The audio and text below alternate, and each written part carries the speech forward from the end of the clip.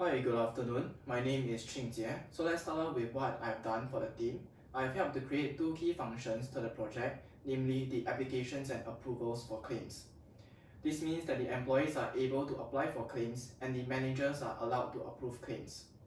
What I've learned from this project is first, I've learned how to query data from dictionaries effectively and manage multiple dictionaries altogether.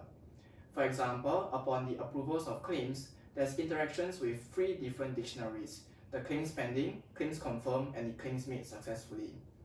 The amount of claims pending will be transferred to the amount of claims confirmed, and then the claims pending will be cleared.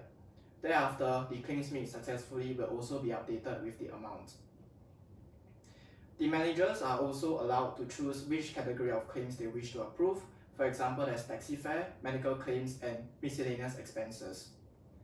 I've also done a deeper analysis pertaining to part 2 of the project, which is to examine reasons why employees would leave a company. To do this, I first cleaned the data and then plotted graphs to compare those employed versus those unemployed against various metrics.